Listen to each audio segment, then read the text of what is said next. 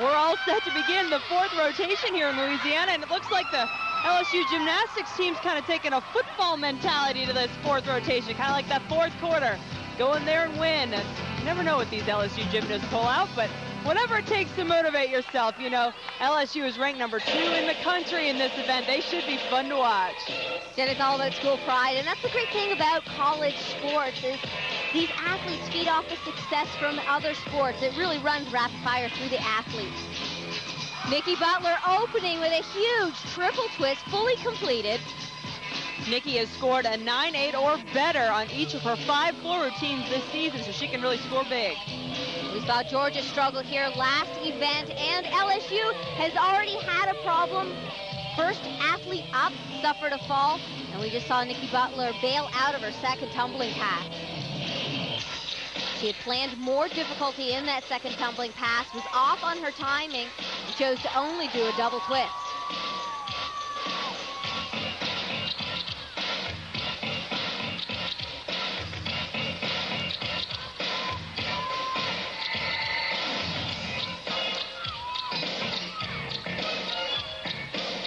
Final tumbling pass is crucial. It must be a double salto pass in order to meet the requirements that are outlined in the code of points, and she only does a front full.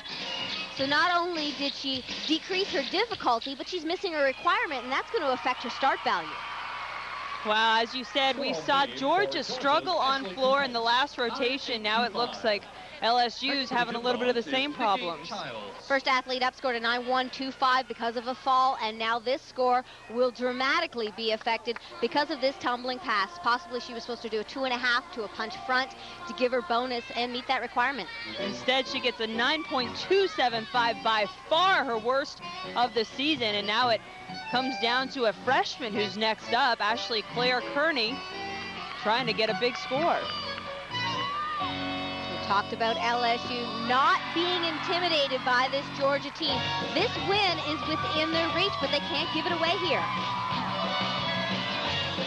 You know, 2 years ago, Lori, in this building, Georgia won by just .125 because LSU had 2 out-of-bounds deductions taken in the final rotation on floor, so this is very much still up for grabs. Good memory. Hey, you know, I try to pull some facts out every once in a while. Oh, excellent tumbling pass there, double back. Again, we're seeing a very powerful athlete in Ashleigh. We saw it on vault, and we're seeing some tremendous height in her tumbling. Well, and she's ranked 6th in the country in this event as well.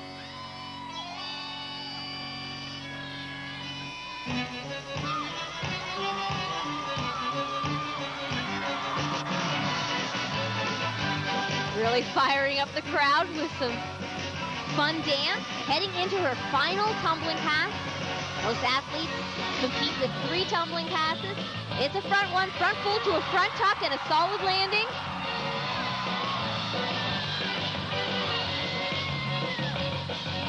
Just when LSU needs it, a strong routine for Ashleigh. And how about that, a freshman, just a freshman, coming in and putting up a great performance. Opening pass is a double pike. Not huge difficulty in terms of what we saw Michelle doing, the double layout, but she gets tremendous height and pretty clean landings as well. Wow, and a 9-9 for Ashleigh. That's exactly what LSU needed here in this fourth rotation. And Georgia's going to be competing on beam. Never an easy thing to do, but when you've got an athlete like Kelsey Ericksen, it makes it a little bit easier. She did win the last 2 all-around competitions, and already tonight, let's take a look at what she's done on bars. A season high, 9.875 to get started. Then on vault, Liz Vault earns her a 9.775. And how about on floor? That big performance gives her a big score, a 9-9. That puts her in the lead for the all-around coming into this rotation. Oh, and a solid start, front tuck to a wolf jump. Again, we're not seeing Georgia water down their difficulty. Slight wobble right there on her mandatory full turn.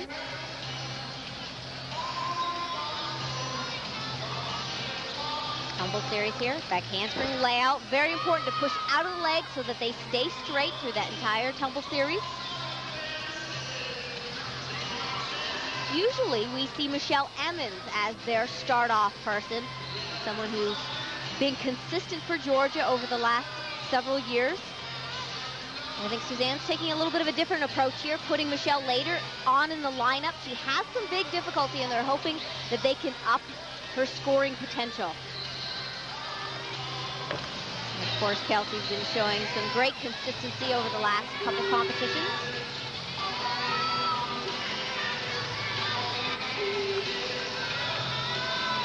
Quite confident through this routine. There's the dismount, cartwheel, gainer full, small hop on the landing, but a solid start-off routine.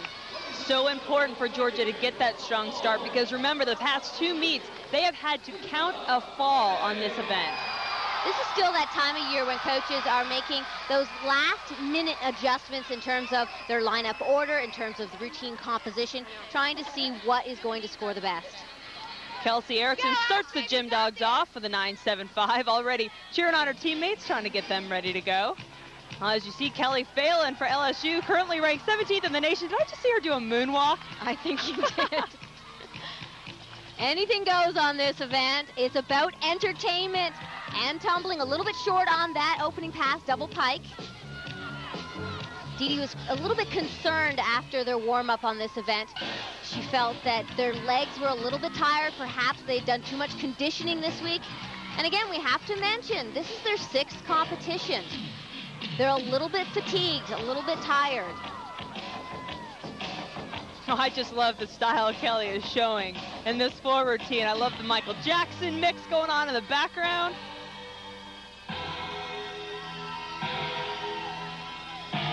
It's always fun to compete in front of the home crowd. After several competitions, the crowd really gets to know your routine. They know what's coming up.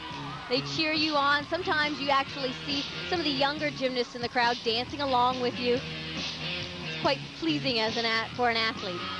I just wonder if we're going to see her do that little zombie dance from the Thriller video. No zombie here. Beautiful final pass. Front full to a front full. Nice job. What a fun routine for Kelly Phelan. LSU needing some big scores. Next on beam for the Gym Dogs. Last tumbling pass, front full, immediate punch, front full. Excellent difficulty there. Showing a variety of skills throughout the routine as well. Well, it looks like the LSU Tigers very pleased with Kelly. We'll finish this one up when we come back.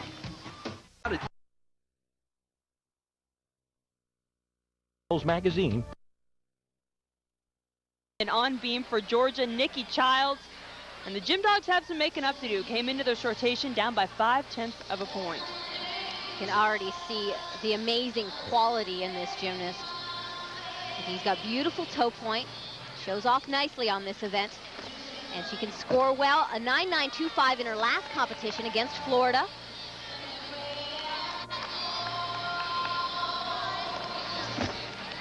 Beautiful extension in that switch ring. The judges are looking for that back leg to be at the height of the head.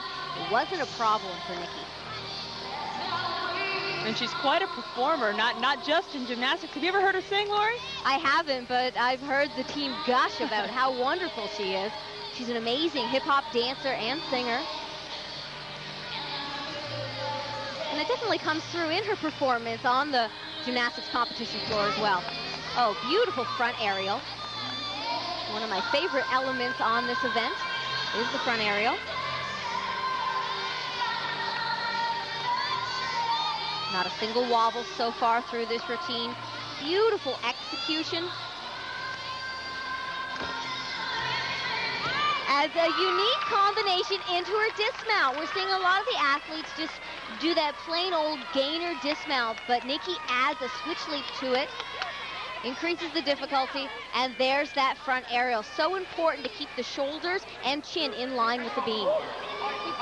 Nikki Childs comes up with a 9.87.6 in this last rotation. But we're not through yet. Look at those numbers for April Burkholder, Lori. She's capable of putting up a 10, as she did against Arkansas in the last meet. What an exciting moment for this team and for April. A perfect 10 in front of the home crowd.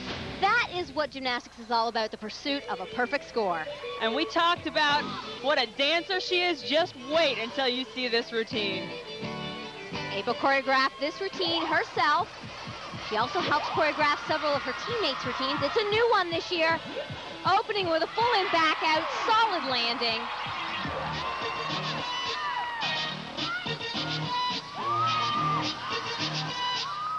Nice execution of her jumps, a swift ring to a tough 1.5. She's getting bonus points through her jumps and leaps as well as her tumbling.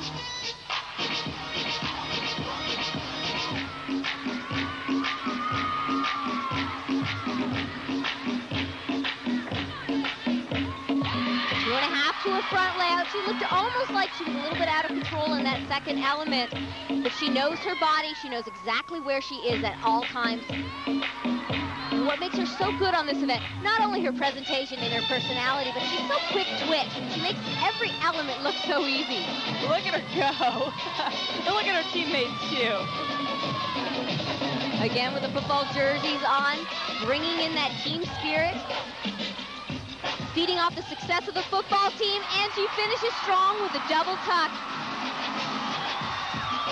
We keep talking about April's increased difficulty. That last pass is more difficult than we saw her compete last year, and she also can add more difficulty. Perhaps she'll bring that out, the SECs or national championships.